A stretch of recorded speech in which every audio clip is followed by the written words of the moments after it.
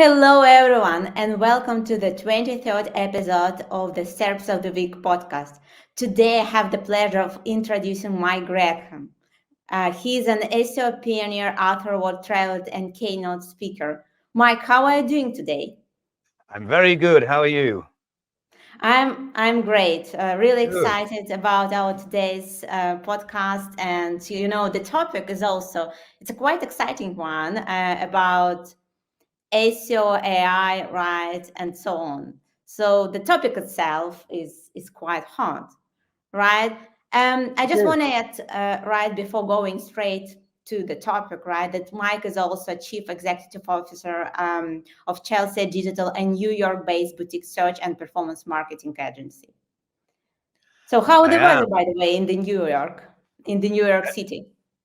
Yeah, so the weather's not too bad today. It's another cold winter's day, but it's quite bright, so that's nice. Okay, But that we're is dealing with nice. it. Yeah, and I just we have kind of an icebreaker question, right, to all SEOs, just because after the episode, we always kind of cropping this and then using it to promote our videos, and that is more like a very generic one, but I think really still a good one because it turned out that different people kind of finding different ways of explaining their passion about SEO. And may I ask you, why did you choose SEO over other disciplines? Well, that's kind of an interesting question. It's probably a short question with a long answer. But I have been asked this question before. And the interesting thing about it, Alex, is that when I came into the industry, there was no such thing as SEO.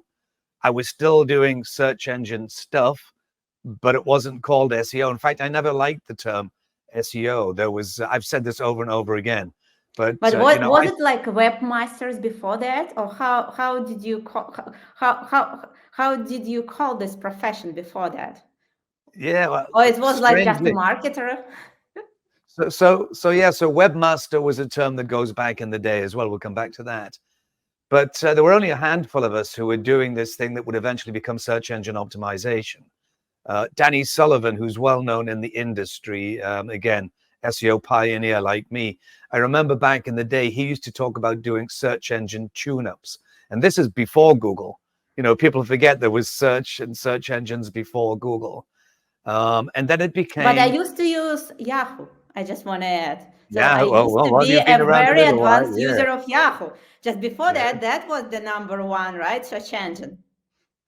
So Yahoo has a very long and distinguished history as well.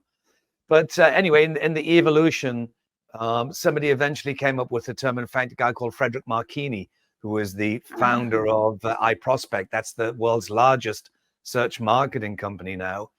He wrote a book called Search Engine Positioning. So for a little while, it was called Search Engine Positioning. And then, if memory serves me well, it was Bruce Clay, who's also been around since the dawning of time. And he came up with the term search engine optimization. And even then, the reason I say, and it's pertinent to where we are right now, actually, is that that's not what we do. I've been in this industry since 1995, 29 years. Think about it. There are people in this industry who weren't born when, when I started doing this. And in all of that time, I never met anybody who's optimized a search engine.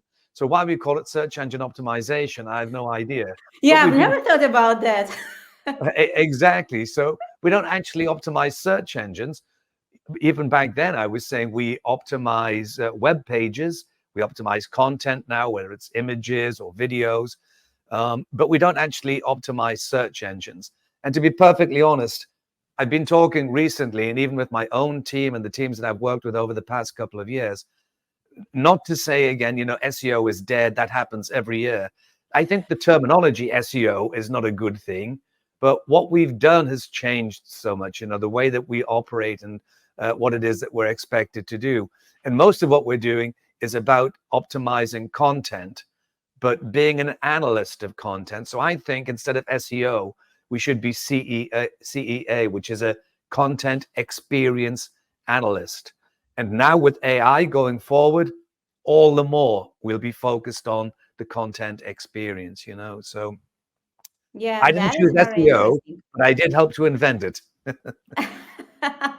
Yeah, because I've recently, had a conversation about the futures of SEO with a few really smart guys, and what we kind of come up as a conclusion, right? Altogether, that the futures of SEO is way more than we've been ever thinking about that, because it's kind of coming as an essential part of kind of marketing, right? Because digital marketing is kind of turning into, the only one marketing, right? Because the traditional marketing, well, it might kind of work for some brands, right? But on a general note, it's no longer, the right channel to promote your business, right? Just because, people are way more active online. Hmm? Yeah, So sure. let's go back and take a step back to where we've just been. And again, it strikes a chord with me because it's exactly the same thing. I have no idea why we say digital marketing. There is no other kind of marketing. Nobody ever woke up in the morning and said, let's do some analog marketing today. I go back before digital, and I never woke up said, when people said to me, what is your job? Oh, I'm an analog marketer. What the heck is that? Web marketing, right? Exactly. So the term digital marketing for a period in time had its place. But now everything in the world is digital. The toaster that I used to do my bagel this morning is digital. Everything around me is digital. Nothing is analog. So why we talk about digital marketing? And that's another thing that I'd love to do with larger enterprises.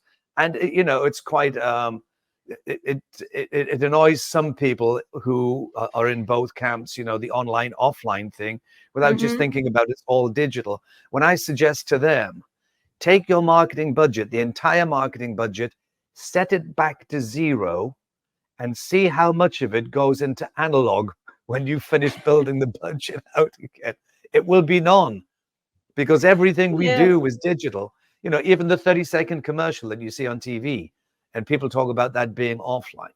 That's actually shot on a digital camera. It's edited on a digital editing suite. It's uploaded to a cloud server where it's distributed to digital TV companies who then Yeah, send it it's to no longer, right, the traditional TV, it's also a digital one, right? exactly. So I think, without laboring the point, I think without we should just talk about marketing in a digital world. That's what we do. Yeah. Yeah, and circling back to our main topic about SEO and AI, in your opinion, what are the most significant changes that AI brought to the current state of SEO, right? So what can you, right? What comes to your mind? Yeah, well, I've been thinking about this for a long time. So something else that probably didn't turn up in my bio, and a few people know this, but I'm actually a member of ACM, which is the world's largest computing society.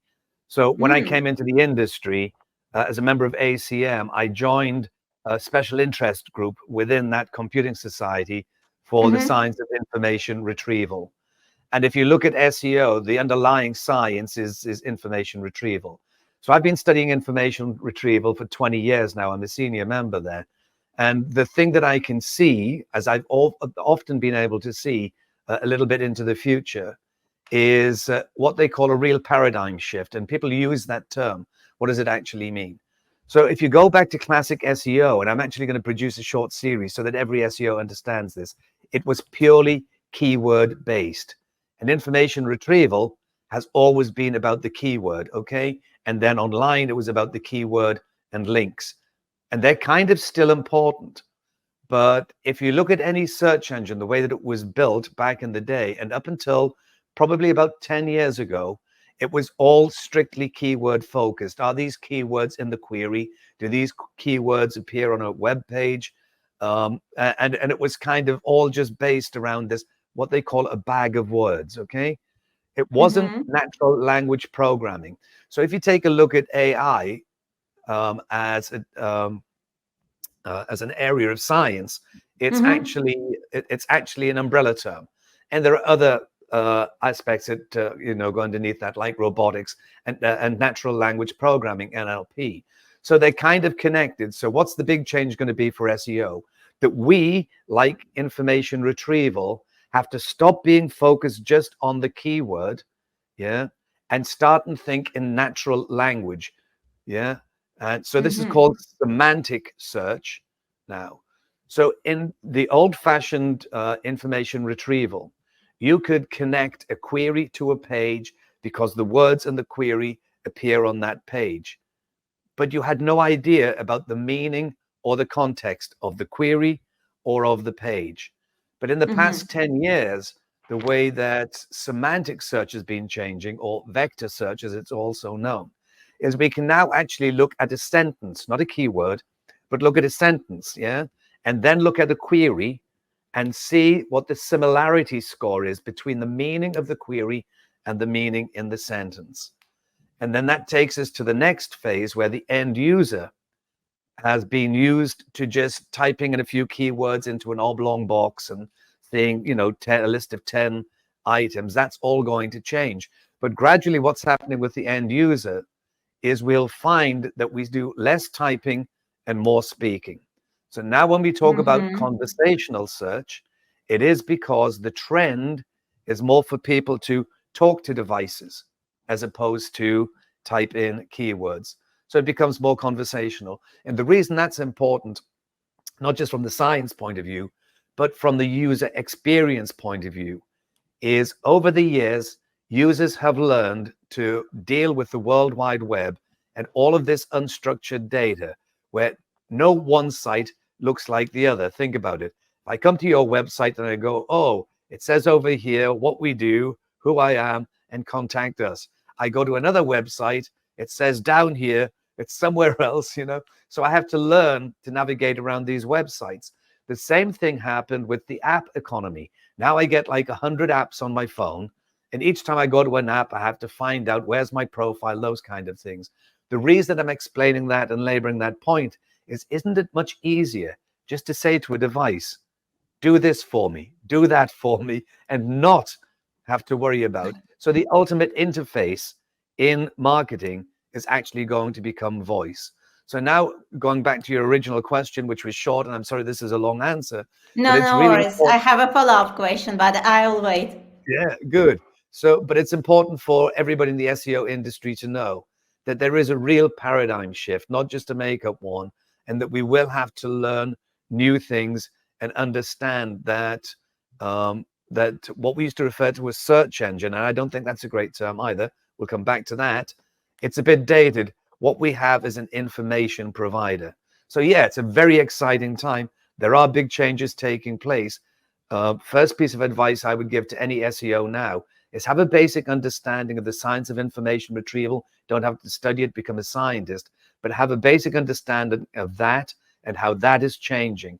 And when you understand that shift that's going on, you'll understand what's going on at Google and Bing and Yandex and every other search engine.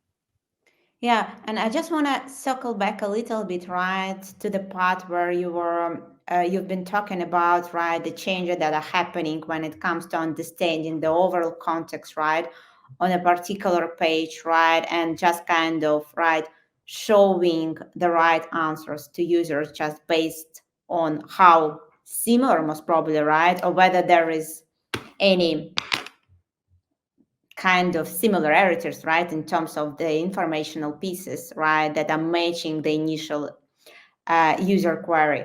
But my question is from an SEO standpoint, right, from a standpoint of an SEO professional, that will be better to say, what can be done, right? So what will be kind of your advice, right, on this situation? How do we need to approach, right, our content optimization, right, knowing that we have a completely different landscape, right, and Google, right, an information provider, right, Yep. he, right, kind of, it serves and it works in a different way, or kind of, in the transition period of making, a significant change, right, in the way it serves users. So yeah, so there are a few things in that question. I mean, the first thing is changing our attitude towards content is really important, because SEO fundamentally had been based around creating web documents with keywords that match something in a query. Okay. The user query, remember, the user has no idea what they're looking for. If they did, they wouldn't need a search engine. So user queries are pretty useless. They start and they create what's called a query chain. You know, you type something in, look at the results. That's not it. Not it. You change the query. You don't keep clicking through and go to different Yeah, pages. for Yeah. sure. So what Google learned very, very early on, and what's been a case with information retrieval, is that the query usually itself is quite vague. Yeah. So if I type the words fish tank, yeah, and all I get is the result of web pages that had the word fish and tank, I would never see a tropical fish aquarium. And a tropical fish aquarium is probably exactly what I'm looking for. I just didn't Mm-hmm. know that, you know. So so that's what happens. You type the words fish tank and you look at Google, look at the results, and you go, oh, that's exactly what I wanted. And Google goes, it's not what you asked for. So this is known as a query expansion technique. Why is it important to understand that? Fundamentally, information retrieval is not like data retrieval. Now, data retrieval says I'm going to input something and I want an exact match at the other end. Yes. Whereas with Mm-hmm. information retrieval, you input something, and because information retrieval is about a subject, it will give you different sources of information, bring them together, and give you an option of what it is that you want to look at. So if you type fish tank, you're going to see.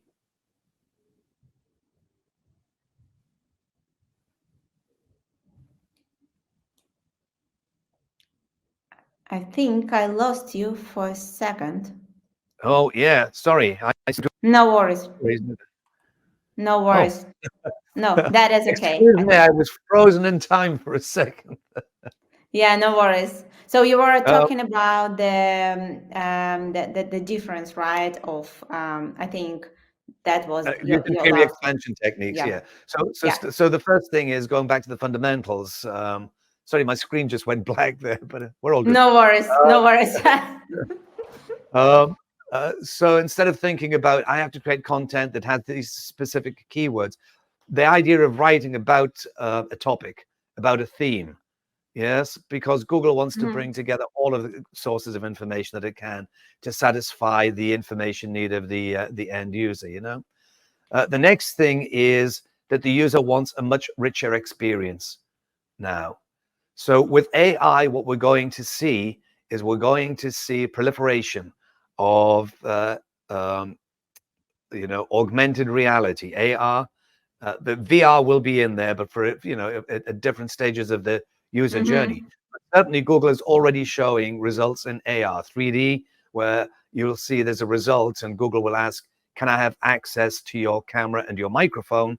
Yeah, and that means that this is going to be an out of browser experience using the device to give you a 3D experience. So for e-commerce websites, for instance, when you're selling products, all of these hundreds, and to be able to see the product in 3D, turn it around. And then if you go, if you go to Warby Parker now, you can actually try, spectacles on, and it looks like it's Mhm. the real thing. So these augmented reality experiences are going to become really important. Where are they going to become really important? In the place that it becomes very, very important for SEOs, in the organic results.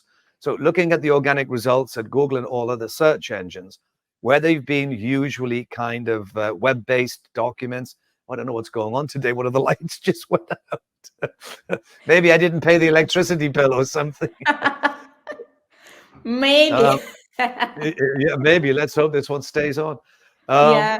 so where was that? So yeah. So we're going to have to get used to creating much richer end user experiences. The end user is going to come um, to expect that they have a much richer experience than just a web page and trying to read some more text. I think everybody's had enough of reading text. Just tell me about it. Especially SEO optimized ones, right? Whenever you really try to find something, right? And Yeah, you're yeah, ending because up, right, but with, usually when you get to those pages, it's just a list of repeated keywords over and over again. So I think, creating a much richer experience for the end user, that's going to be really important. And at the same time, getting used to the idea that structured data will become really important. Structured data is going to become really important because it's necessary to be able to have your web presence, but be able to feed different signals in real time to Google. Google has a tremendous job crawling the World Wide Web, and it's never going to crawl the entire web. But using structured data, it gets the opportunity to be able to crawl the web when it's necessary and also have data fed directly to it.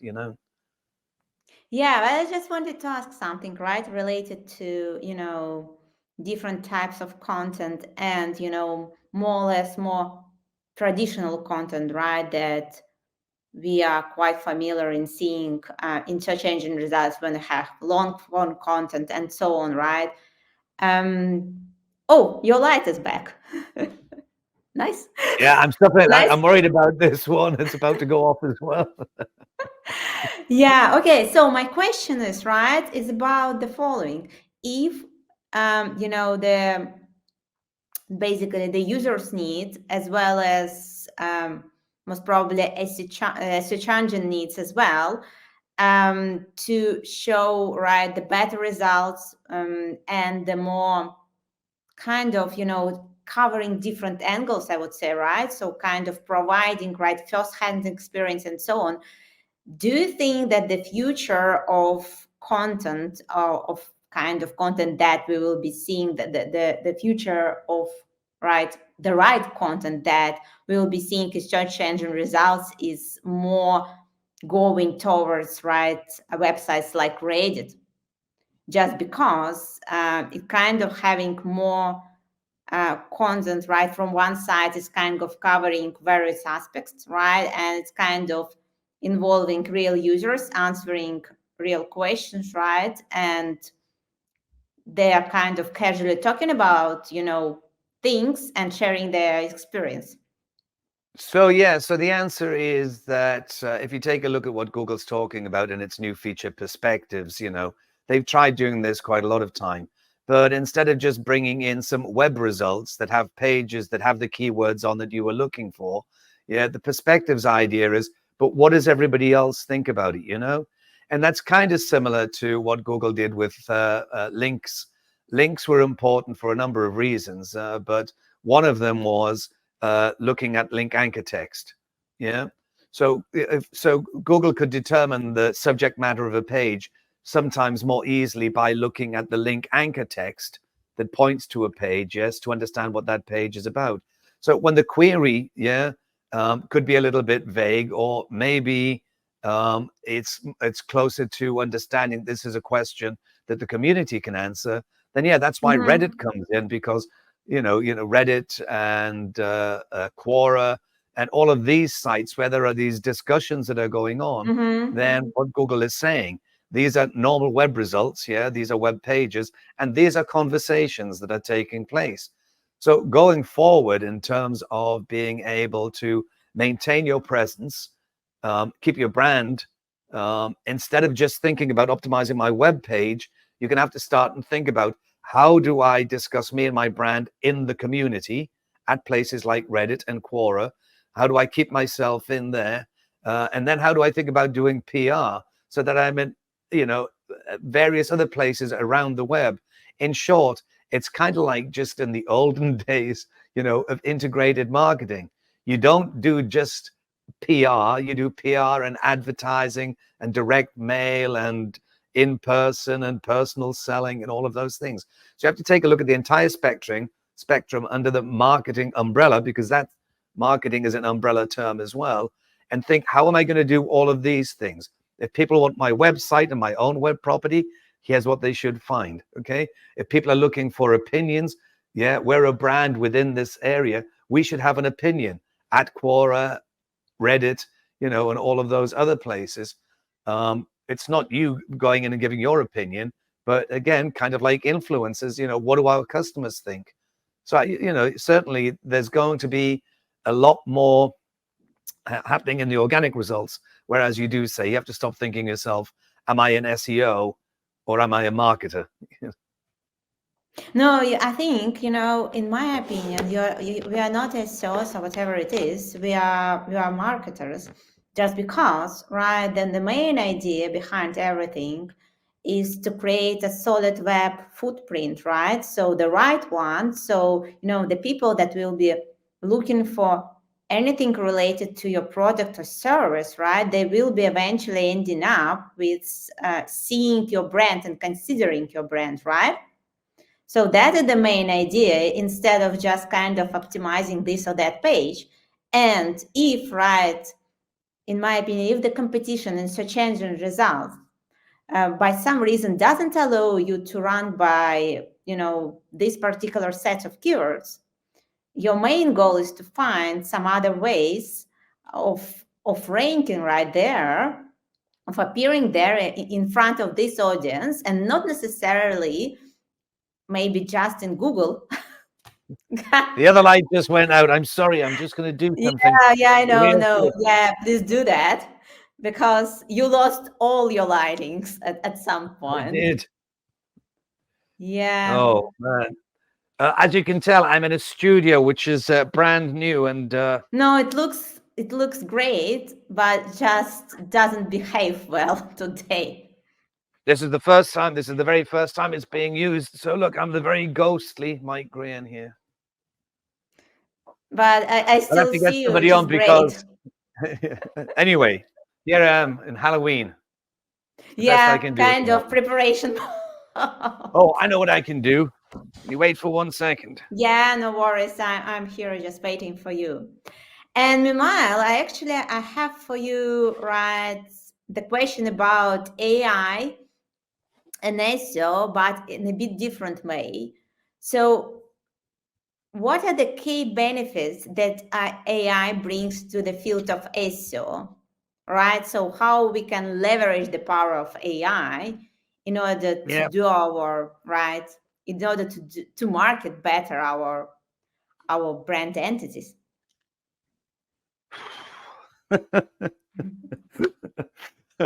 I am so sorry, Alex. No This is worry, the that first. is This okay. is the first day. Anyway, what I have to say is a damn sight more important than the way I look. I hope. Oh man. Yeah. So in terms of sorry, the question is what Yeah, do the we need? question is how, right, what are the key benefits that AI brings to the field of SEO and what we can kind of, leverage from the power of AI, right, to do our job better. So there are two sides to that. One is how is AI affecting search at Google? How is Google using AI? And then on the other side, how are SEOs going to use AI themselves to do better SEO? So it's kind of a two-part thing, you know? So the most important thing is, like I say, if you go back and understand a lot more about information retrieval, how that is changing, then you'll have a better understanding of the direction that Google is going in. Yes. Then we will begin to use AI on our side to develop tools to help Google do a better job. Yeah. To provide better Mm-hmm. content to Google. Yeah. And the more that you help Google, obviously, the more that Google will The help you. better Yeah. you rank at the end of the day. The bet well the bets it's more about the visibility across the web, of course. Yeah. So I don't think ranking is the term. Certainly it's more about visibility. But if you're Yeah. creating content that the end user really likes, yes, and people are interacting with your content, then Google does reward you for that, because Google's main purpose is to provide the greatest experience to the end user. So if you're creating good content and people are consuming that content, you will get rewarded with greater visibility. I mean, at the end of the day, a lot of SEO has been about, can we, should it have H1 tags on the page and all of this kind of stuff, to be perfectly honest, I don't think Google gives a damn about that anymore. And certainly the end user does not look at content and go, I am going to click on this one because it has better H1 tags. I like the CSS, the JavaScript. The end user doesn't see any of that. It's just, is this content worth, giving my time? So Google's not going to serve content to the end user if it's not being consumed. So if the end user doesn't like your content, then neither does Google. That's it. So you have to think a lot more about the kind of content experience that you're creating. And then the other thing is, think about the stages in the journey and still understanding intent. So intent is something I wrote about a long time ago. Yeah. And it's not like a funnel. It is actually cognitive stages that consumers go Mm-hmm. through, particularly when it's looking for research, on product research. And we start with informational. If I knew what I wanted, I wouldn't need a search engine. Okay. So then you have to start and think to yourself, how do I help this customer at the start of the journey? Yeah. Mm-hmm. What tends to happen in SEO is you think you have a great solution to a problem. So you write about the solution, and the person with the problem doesn't know there's a solution. So don't write about the solution, write about the problem. Yes. Be found for the problem, then tell me what is the solution. Otherwise, I'll never find you. So informational, helping me at the very start of the journey. If you're a brand and you can catch people at the very start of the journey, yeah, then you get that brand affinity that goes with it. And then when you get to the checkout and it comes to the sale, much less friction. Okay. So Yeah, for create the sure, because content they of are these. familiar with your brand. Yeah, so create the content around these three stages. Informational. I don't know what I want. So write about the problem that I've got and then tell me what I want. And then navigational. At this point in time, I go, okay, I understand there is a solution to my problem, whether it's medical, personal, just consumer electronics, whatever it is. I now understand. Now I'm going to go. Navigational actually means comparison. Yeah. Now I'm going to go to a few other websites and look at a few other brands, and then I'm going to make the decision. And then the final part is the transaction. Yeah. So if you're creating content, okay, working for a brand and building a brand, be there when I'm trying to understand what the problem is. Yeah. Let alone the solution. Help me understand what the problem is. Then at the next stage, tell me what the solution is. At that stage where it becomes comparison, thought leadership. Why should I buy from you? Because thanks for answering the problem, but there are other people who actually have a similar kind. Now give me the thought leadership. And then the next part, the transaction. The transaction is when I get to the checkout. And how easy is it the checkout?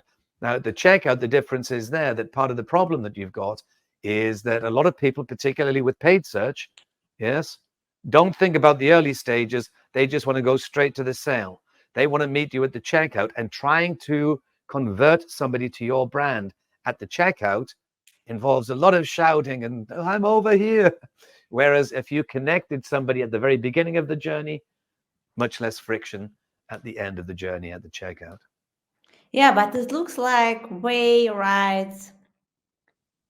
bigger, right, than what we've been ever thinking about SEO, right, on the general note, just because, right, you also have to understand how users are looking, not only are looking and searching for your, brand or for your services, but also, right, how to kind of go through the whole user journey, right, with them. So, from the very beginning to the very end, as well as making sure that what you do is kind of most probably in, integrated or at least synced, right, with the rest of other channels, because otherwise that will be just you're going to solve, right, only this problem while you're not going to kind of most probably succeed, right, in terms of generating revenue and so on, just because you will be only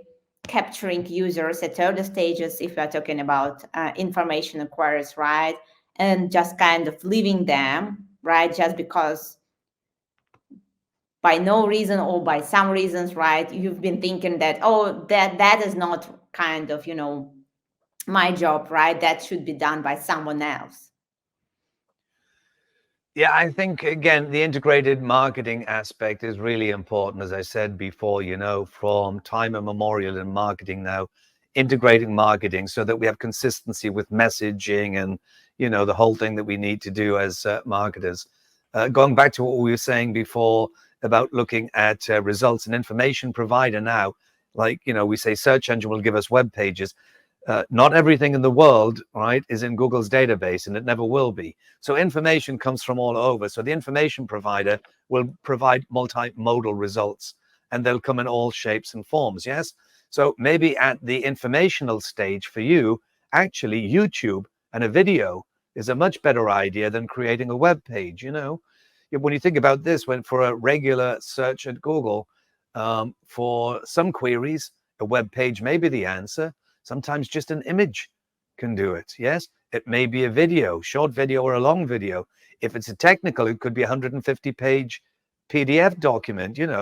Whatever it takes to understand the intent. But then, more importantly, as I say, is to think a lot more about where else you appear on the web.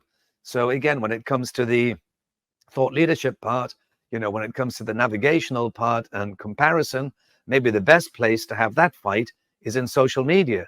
Maybe, your branding is better in social media. You have to think about this, when that user comes on this journey, it may start with an informational search, but then from there on, it goes everywhere in the middle until it Yeah, gets to the yeah. checkout. Yeah, it's So you have to just, get all of those stages. yeah, I think, the main idea is kind of looking right at all possible variations, right, and at both possible user journeys, and choosing right the most effective ones. And that might be not necessarily right the search engine results, right, appearing there. That might be something else that is more relevant to your situation, right, to your current resources and so on, which can be also one more time optimized in different ways, and eventually ending up also ranking and getting visibility in search engine results, right? So, well, options and, are not really limited, right? So you can go in very different directions. Mike, I just wanted to ask you, what will be your biggest advice, right, for people that are doing SEO nowadays? So, Mhm. kind of to sum up our conversation, right? Yeah, before the lights go out again. Yeah, even the I know, I even see, the but I decided not to tell you anything. even the sun stopped shining. Seriously. So here's my advice. Remember to pay your electricity bill. No joking. So my advice is kind of fairly straightforward. Um, the term SEO was never a good term to begin with. And over the years, the role of the SEO has become much broader. The SEO did literally, maybe an hour a day or something on some technical SEO, maybe. And then he was doing social media and content marketing and those kind of things. So you need to think just like a marketer and then start to think integrated marketing. But for those who are focused mainly around both the technical, yeah, and the content side of Mm-hmm. SEO, you're going to see big changes.